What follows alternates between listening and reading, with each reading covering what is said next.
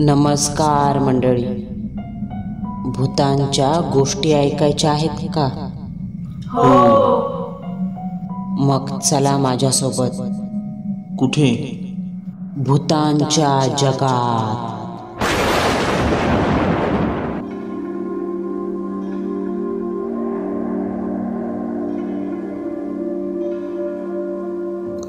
आज आपण जो सत्य अनुभव ऐकणार आहोत त्याचे नाव आहे एस.टी. प्रवासातील थरारक अनुभव.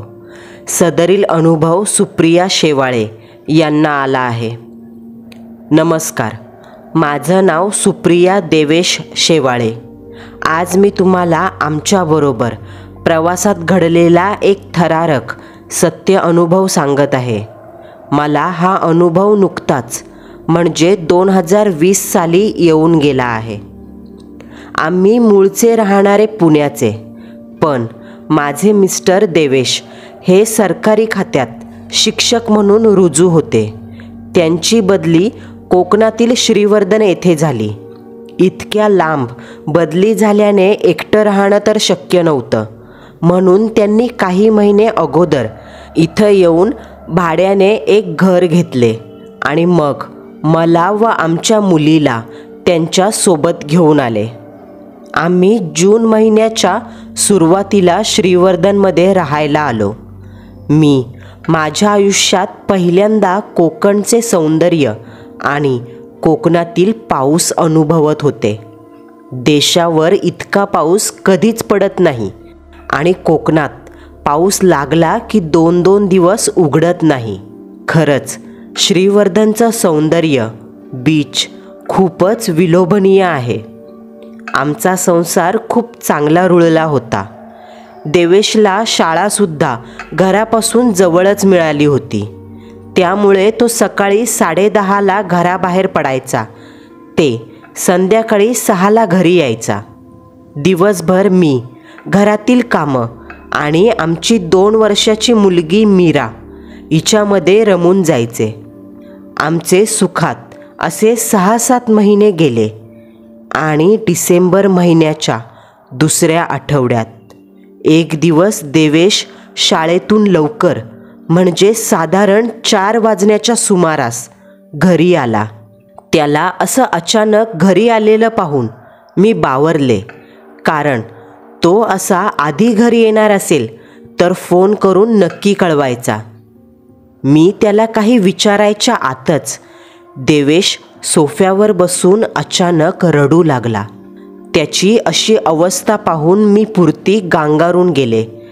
काय झालंय काही कळायला मार्ग नव्हता. मी त्याच्या जवळ जाताच देवेशने मला मिठी मारली आणि हंबरडा फोडला. फक्त एवढंच म्हणाला, सुप्रिया, आई गेली ग. त्याच्या या वाक्याने मी देखील हादरले. डोकं सुन्न झालं. काय करावं समजेना. माझ्या डोळ्यातून देखील घळाघळ अश्रू वाहू लागले. तरी मी स्वतःला सावरत एवढंच म्हणाले, देवेश, आपल्याला निघायला हवं. तुम्ही बसची विचारपूस करा, तोवर मी दाराला कुलूप लावते. माझ्या सासूबाई गेल्या 2 वर्षापासून अंथरुणाला खिळून होत्या. त्यांना आमच्या लग्नानंतर 1 वर्षातच अर्धांगवायूचा झटका आला होता आणि तेव्हापासून जे अंथरूण धरलं ते अजून सोडलं नव्हतं. आम्ही अधूनमधून कमी जास्त झालं की जात असू, पण अचानक अशी बातमी येईल असं वाटलं नव्हतं. मीरा झोपली होती. मी घाईने फ्रीजमध्ये मीरासाठी ठेवलेलं दूध थोडंसं गरम करून बाटलीमध्ये ओतलं. बॅग काढली आणि दिसतील ते कपडे त्यामध्ये कोंबले. अवघ्या 5च मिनिटात तयार होऊन मी मीराला कडेवर घेतलं आणि देवेशसोबत घराबाहेर पडले. जाताना शेजारी जाऊन आले. त्यांना घराकडे लक्ष द्यायला सांगितलं आणि तशाच चपला सरकवल्या. बस स्टँडच्या दिशेने निघालो. घरापासून 5-1 मिनिटाच्या अंतरावरती बस स्टँड होतं. मात्र पुण्याला जायला यावेळी कोणती बस आहे हे ना देवेशला माहिती होतं ना मला. त्यात देवेश पुरता कोसळला होता. आईच्या अशा निधनाच्या बातमीने त्याच्या मनस्थितीवर परिणाम झाला. तो फक्त राहून राहून रडत होता. आम्ही बस स्टँडवर पोहोचलो. मी एका बाकावर देवेशला बसवलं. बाजूला बॅग ठेवून त्यावर मीराला ठेवलं आणि चौकशी कक्षात जाऊन पुण्याला जाणाऱ्या बसची विचारपूस केली. मात्र यावेळी थेट पुण्याला जायला एकही बस नव्हती. त्यामुळे श्रीवर्धनहून माणगाव आणि माणगाववरून मग साधारण 8-8:30च्या दरम्यान स्वारगेट गाडी भेटेल असं कळालं. देवेश जवळ बसून मी गाडीची वाट पाहू लागले. तितक्यात माणगावची बस फलाटावर आली. चढायला गर्दी अशी नव्हती. प्रवासाला तुरळक 4-5 लोक. मी, देवेश आणि मीरा एवढेच होतो. बस निघाली. साधारण 7:30च्या सुमारास आम्ही माणगावमध्ये पोहोचलो आणि तिथे बसून पुढच्या गाडीची वाट पाहू लागलो. अस्थिर मन आणि गुंतागुंतीचा डोक्यात चाललेला खेळ अस्फुट भावनांना उसळी आणत होता. बरोबर 8 वाजता आमची बस आली. या बसमध्ये देखील म्हणावी अशी गर्दी नव्हती. त्यामुळे बसायला व्यवस्थित जागा मिळाली. मी खिडकीजवळ बसले. मीराला माझ्या मांडीवर घेतलं. तिला नुकतंच दूध पाजल्याने ती शांत झोपली होती. रस्ता तसा हायवेचा असला, शहरी भागातला असला तरी रात्रीचा प्रवास मी या अगोदर कधीच केला नव्हता. बसने रात्रीचा काळोख चुरत प्रस्थान केलं.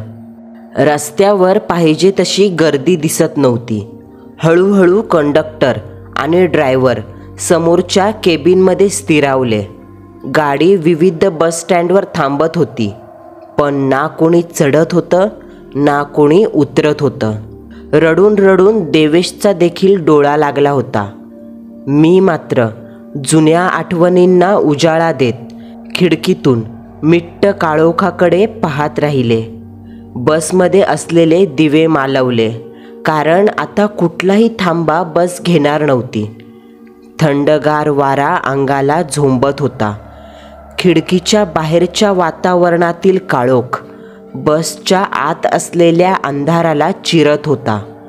शांत वातावरणात बसचा प्रवास सुरू होता. कानामध्ये गाडीचा आवाज आणि थंड वाऱ्याचा आवाज घुमत होता. कानाला हवा लागायला लागल्याने मी खिडकी बंद करून घेतली. साधारण एक थोडीशी फट ठेवली आणि बंद खिडकीमधून बाहेर पाहू लागले. माझी झोप कुठल्या कुठे पळून गेली होती. सारखी सासूबाई डोळ्यासमोर दिसत होती. आईसारखी सासू, जिने प्रत्येक प्रसंगात माझ्या पाठीशी उभं राहून मला आधार दिला. ती यहलोकाची यात्रा संपवून देवाघरी गेली, आम्हाला पोरकं करून. तिनं एवढ्यात जायला नको होतं. साठीतच तिनं स्वतःची यात्रा संपवली. हे काय वय झालं का जाण्याचं? मात्र दैवापुढे कोणाचं चाललंय आजपर्यंत? माझ्या डोक्यात विचारांचं काहूर माजलं होतं आणि हे सारे विचार करत असतानाच माझा डोळा कधी लागला कळालंच नाही. आता बस वळणावळणाचा रस्ता घेऊ लागली. एखाद्या सापासारखी सळसळ करत वळणं घेत होती आणि तिचा वेग नेहमीपेक्षा जास्त आहे असं मला जाणवलं. गाडीमध्ये मिट्ट काळोख पसरला होता. बाहेर पाहिलं तर तिथेही भयान अंधार. मी बसले होते त्या जागेवरून मला गाडीची ड्रायव्हर समोरची मोठी काच स्पष्ट दिसत होती. त्या काचेतून गाडीच्या हेडलाईटच्या प्रकाशात दिसणारी मोठमोठी झाडं जणू एखाद्या राक्षसासारखी दिसत असून ती कधी आपल्यावर झडप घालतील असं वाटायला लागलं. तेवढ्यात गाडीने जोराचा टर्न मारत एक वळण घेतलं. गाडी आता अशा प्रकारे इकडून तिकडं झोके खात चालत होती, जणू ड्रायव्हर झोपेत गाडी चालवत आहे असं वाटायला लागलं. मी गाडीच्या आतमध्ये एकवार कानोसा घेतला. जी काही तुरळक प्रवासी मंडळी होती ती झोपेत होती आणि बाहेरच्या या गडद काळोखात गाडी मात्र ड्रायव्हर झोपी गेला असल्याने स्वतः हेलकावे खात चालू आहे हे स्पष्ट जाणवलं. आता मात्र माझा जीव टांगणीला लागला. मी बाजूला बसलेल्या देवेशचा हात घट्ट पकडला.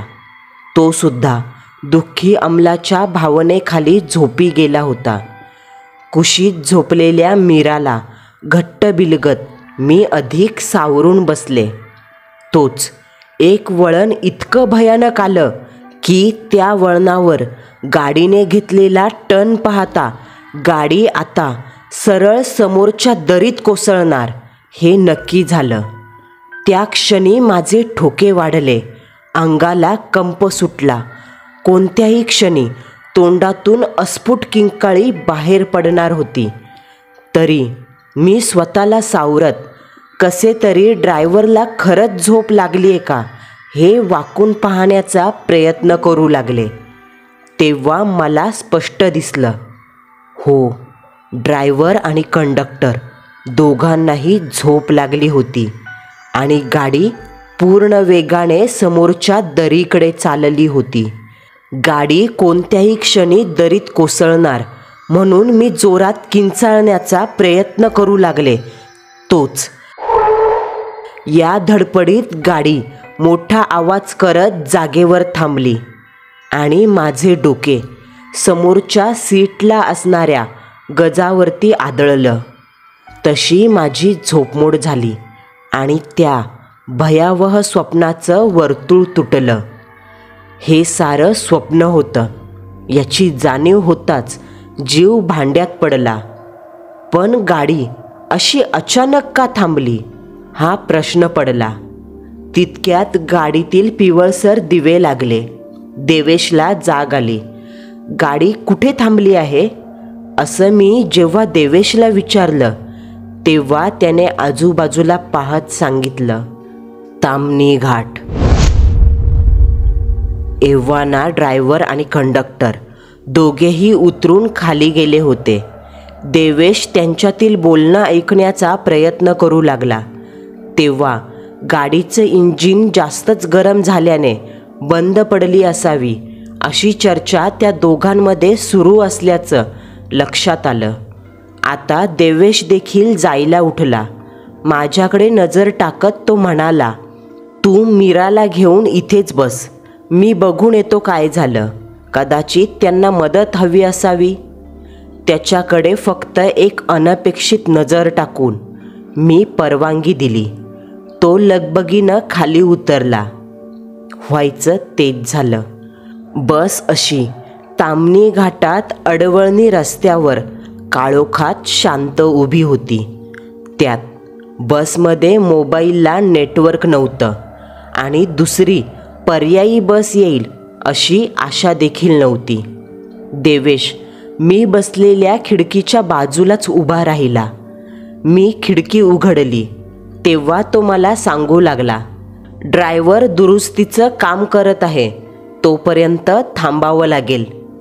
एक काम कर, तोपर्यंत तू मीराला माझ्याकडे दे. तुझ्या मांडीला कळ लागली असेल ना.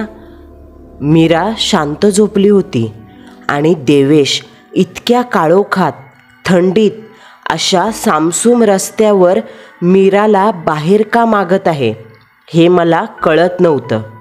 मी त्याला सांगितलं, अरे तिचा डोळा लागलाय, शांत झोपली आहे ती, तिला हलवायला नको, तू ये ना वर, मला तर भीती वाटते. त्यावर तो अनपेक्षित चिडला. त्या क्षणी त्याचे ते रागीट डोळे, लालबुंद झालेला चेहरा आजही माझ्या डोळ्यासमोर येतोय. तुला दे म्हणतोय ना, दे ती पोर इकडं, दे. आता त्याचा आवाज चढला. मी काहीच विचार न करता त्याचा तो राग पाहून मती गेल्यासारखी मीराला देवेशच्या स्वाधीन करायला गेले. मीराची तब्येत बारीक असल्याने मी संमोहनात अडकल्यासारखी तिला खिडकीतून देवेशकडे देऊ लागले, पण देवेशचा स्पर्श होताच मीराने खाडकन डोळे उघडले आणि जोरात रडायला लागली. तिचा तो आवाज जणू तिला कोणीतरी निखाऱ्यावर ठेवलं आहे असा होता. तिच्या आवाजाने माझी तंद्री तुटली. मी लागलीच हात मागे घेतला आणि मीराला खांद्यावरती घातलं. उजवा हात तिच्या डोक्यावरती ठेवून उगी उगी करू लागले. तोच माझी नजर समोर गेली तर देवेश केबिनमधील पिशवीमधून काहीतरी सामान काढून ड्रायव्हरला देत होता. मी क्षणार्धात माझी नजर खिडकीकडे वळवली. तिथे ना देवेश होता ना दुसरं कोणी. फक्त उघडलेल्या खिडकीतून झोंबणारा थंडगार वारा आणि मिट्ट काळोख दिसत होता. मी पुरती गोंधळून गेले. देवेश जर मगापासून केबिनमध्ये उभा आहे तर खिडकीतून मीराची मागणी कोणी केली? आणि जर खिडकीत कोणीच नव्हतं तर भ्रमात जर मी मीराला खिडकीतून खाली सोडलं असतं तर? या विचाराने माझ्या अंगाचं पाणी पाणी झालं. आत्ताचा हा प्रसंग, मगाशी पडलेलं स्वप्न, हे सारं देवेशला सांगू तरी कसं असं वाटू लागलं. गाडीत उठून उभी राहायची हिंमतसुद्धा होईना. मी लागलीच खिडकी लावून घेतली आणि मीराला पदराखाली झाकून घेतलं. आधारासाठी आता माझी नजर गाडीत फिरली तर त्यावेळी आमच्या सीटच्या बाजूच्या सीटवर एक आजी बसल्याचं माझ्या लक्षात आलं. ती आजी खिडकीच्या दिशेने पाठ लावून सीटवर पाय लांब करून पायावर पाय टाकून बसली होती. तिचे दोन्ही हात जोडलेल्या अवस्थेत होते आणि ते दोन्ही हात तिने पायांच्या मांड्यांमध्ये खुपसून ठेवले होते. करड्या रंगाची जुनी नऊवारी कशीबशी अंगावर लपेटून घेतली होती. गळ्यात एक पुतळ्यांची माळ होती फक्त आणि कपाळ पांढरं फटक. जणू अकाली आलेलं विधवेचं जगणं ते कपाळ ओरडून सांगत होतं. तोंडात पान असल्याने तिच्या ओठांच्या दोन्ही कडा लाल रंगाने रंगल्या होत्या. तिच्या शरीराची कातडी जणू चुरगळून ठेवली असावी इतकी सुरकुतलेली होती. खिडकीकडे पाठ करून बसली होती खरी, पण खिडकीतून वाहणारा वारा तिच्या पांढऱ्या केसांच्या बटा उडवत होता, ज्यामुळे तिचा अवतार काळजात चर्क करून जायचा. एव्हाना एक गोष्ट माझ्या लक्षात आली का ती आजी माझ्याकडेच पाहत आहे. तशी मी नजर चोरली, कारण तिचे दोन्ही डोळे मोतीबिंदू पिकलेल्या अवस्थेत आहेत हे स्पष्ट जाणवलं. आणि अशा नजरेशी नजरानजर होताच मला शिसारी आली. म्हणून मी नजर चोरून दुसरीकडे पाहू लागले. पण माणसाला जेव्हा आपल्याकडे कोणीतरी पाहत आहे याची जाणीव होते तेव्हा आपसूक त्याचंही लक्ष तिकडेच लागून राहतं. माझंही नेमकं तेच झालं. राहून राहून ती आजी माझ्याकडं पाहत आहे याची मला ठळक जाणीव होऊ लागली आणि तिची ती नजर मला अस्वस्थ करू लागली. आता माझं मन सारा भूतकाळ तपासू लागलं. आम्ही गाडीत चढलो तेव्हा इतक्या गोंधळात होतो का गाडीत कोण कुठे बसलंय याकडे लक्ष गेलं नव्हतं. ही आजी आधीपासूनच गाडीत होती का?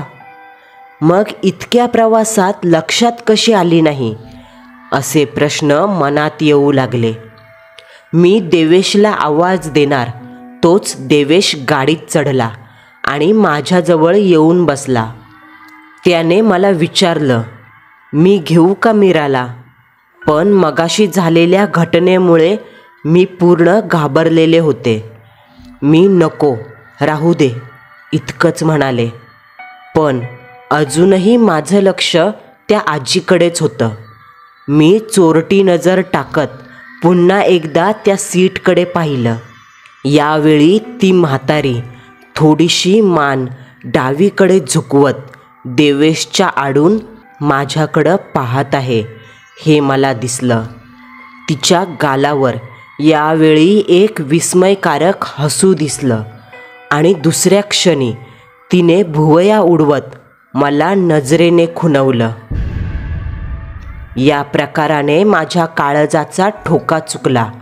मी अधिकच सरसावून बसले आणि कोणताही क्षण वाया न घालवता डोळे बंद करून मनोमन स्वामींचा तारक मंत्र म्हणायला सुरुवात केली. उगाची भितोसी भय हे पळू दे, जवळी उभी स्वामी शक्ती कळू दे.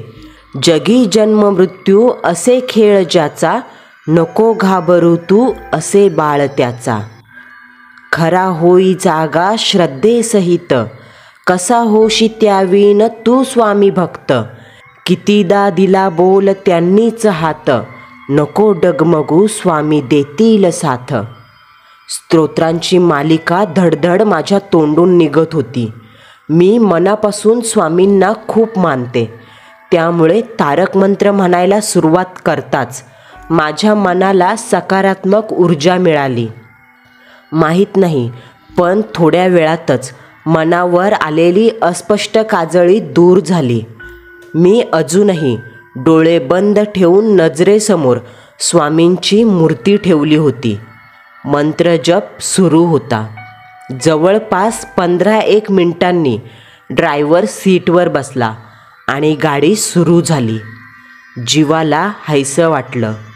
मी कटाक्षाने म्हातारीच्या सीटकडे पाहायचं टाळलं. बाजूच्या सीटवर कंडक्टर येऊन बसला होता. मी देवेशकडे पाहून कंडक्टरला विचारलं, दादा, ती म्हातारी कधी बसली होती हो गाडीत आणि तिला कुठं उतरायचंय? यावर त्यांनी माझ्याकडे पाहिलं आणि म्हणाले, कोण? असं म्हणत त्यांनी एकवार गाडीत नजर फिरवली आणि म्हणाले, अहो ताई, या गाडीत एकही वयस्कर व्यक्ती नाही. आता मात्र मी चाचरले आणि ज्या सीटवर म्हातारी होती तिथं वळून पाहिलं. खरंच त्या सीटवर कोणीही नव्हतं. मला खरंच इतका मोठा भास झाला असेल का असा प्रश्न पडला. ती सीट खरंच रिकामी होती. मी देवेशकडे पाहिलं आणि म्हणाले, अरे, तू पाहिलंस ना आत्ता गाडीत चढताना, इथं एक पाय लांब करून म्हातारी बसली होती. त्यावर त्याने स्पष्ट नकार दिला. अगं, कोण म्हातारी? बसमध्ये कुणीही नाही. तुला भास झाला असेल. त्या म्हातारीची ती नजर आजही मला चांगलीच आठवतंय. तो नक्कीच भास नव्हता. देवेशच्या रूपात बाहेर उभी असताना मीराची केलेली मागणी मला आयुष्यभर लक्षात राहणारी होती आणि तेव्हा मीरा दिली नाही म्हणून कदाचित ती म्हातारी गाडीत चढली नसेल ना, असा प्रश्न मला पडला. आम्ही प्रवासाला लागलो. अजूनही माझ्या तोंडून मंत्रजप सुरूच होता. गाडीने ताम्हिणी घाटाची वळणं घ्यायला सुरुवात केली तशी मला गाडीच्या मागे एक आकृती उभी असल्याचं जाणवलं. मला झालेला भास होता की नाही याची पक्की खात्री करण्यासाठी मी ठरवून गाडीतून मागे वळून पाहिलं, तर रस्त्याच्या कडेला मला तीच म्हातारी तिच्या पांढऱ्या फट्ट कपाळावर आठ्या आणून दात ओठ खात माझ्याकडे रागाने पाहताना दिसली. तिला असं प्रत्यक्ष पाहून मी देवेशचा हात घट्ट धरला आणि डोळे मिटून घेतले. गाडी ताम्हिणी घाटातून उतरेपर्यंत मंत्रघोष सुरू ठेवला. आमची गाडी स्वारगेटला पोहोचली. आम्ही खाली उतरलो. पाहते तर समोरच माझ्या नंदेचे मिस्टर गाडी घेऊन आले होते. आमचीच वाट पाहत होते. कदाचित घरी मी आवरत असताना देवेशने त्यांना कळवलं असेल. बसमधून उतरत आम्ही गाडीच्या दिशेने निघालो. गाडीत बसलो. मीरा अधूनमधून उठत होती, पण मला तिच्या डोळ्यावर एक वेगळीच गुंगी जाणवली आणि तिच्या अंगावरचं उबदार स्वेटर बाजूला केल्यावर लक्षात आलं तिला चांगलाच फणफणून ताप आलाय. आणि विशेष गोष्ट म्हणजे मीरा खिडकीतून बाहेर देत असताना देवेशच्या स्पर्शाने जी रडली होती, तेव्हापासून आत्तापर्यंत तिच्या तोंडून कसलाच आवाज आला नव्हता. आता अशा वेळी काय करावं मला काही सुचेना. आम्ही घरी पोहोचलो. सारी नातेवाईक मंडळी जमली होती. आमचीच वाट पाहत होते. एकच रडारड सुरू होती. माझे आईवडील देखील मैताला आले होते. मीराला त्यांच्याकडे देत मी माझ्या सासूबाईंच्या देहाचं अंतिम दर्शन घेतलं. मीराला ताप आला आहे, डोळ्यावर एक वेगळीच गुंगी आहे हे माझ्या आईच्या देखील लक्षात आलं.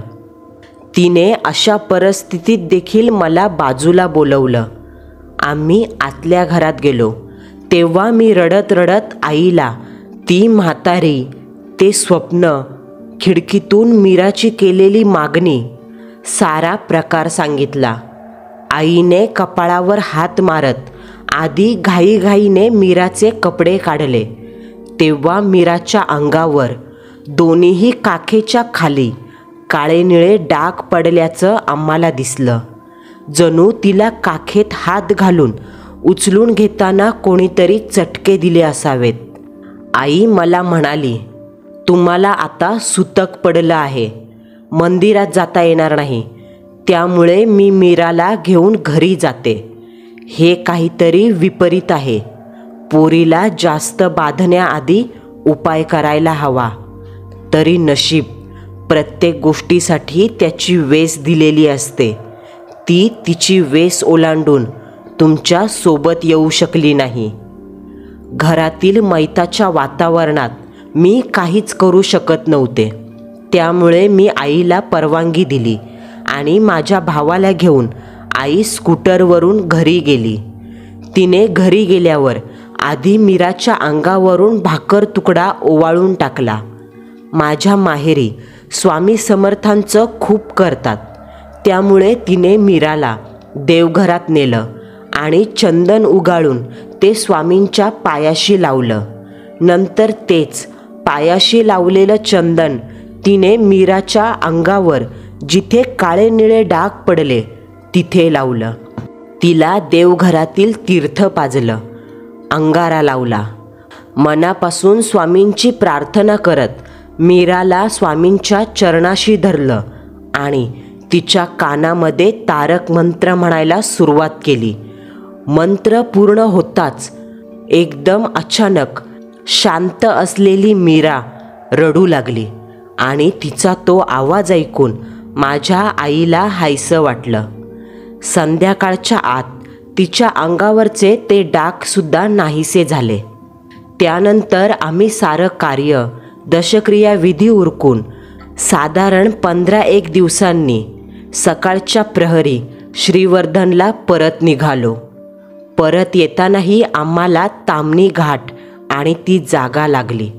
पण रात्रीच्या काळोखात पिसळणारी ती भुतावळ सकाळच्या प्रहरी निश्चित पडली होती. कारण येताना मला काहीही दिसलं नाही की जाणवलं नाही. तसंही आईने पुन्हा याच मार्गाने प्रवास करायचा आहे हे ओळखून स्वामींच्या नावाची रक्षा मला दिली होती. काही दिवस गेल्यानंतर मी ही घटना देवेशला सांगितली. आधी तर त्याचा विश्वासच बसला नाही, पण नंतर जेव्हा माझ्या आईकडून त्याला याची पुष्टी मिळाली तेव्हा तोही हादरला आणि तेव्हापासून आम्ही कोकणात घाटात रात्री अपरात्रीचा प्रवास करणं बंदच केलंय. काय माहीत रात्रीच्या अंधारात कोणत्या कोपऱ्यात भुताटकी आपल्यावर झडप घालायला उभी असेल. मंडळींनो, आपला आजचा थरारक अनुभव तुम्हाला कसा वाटला हे कमेंट बॉक्समध्ये कळवायला विसरू नका. पुन्हा भेटू. नवा सत्य अनुभव, नवा थरार.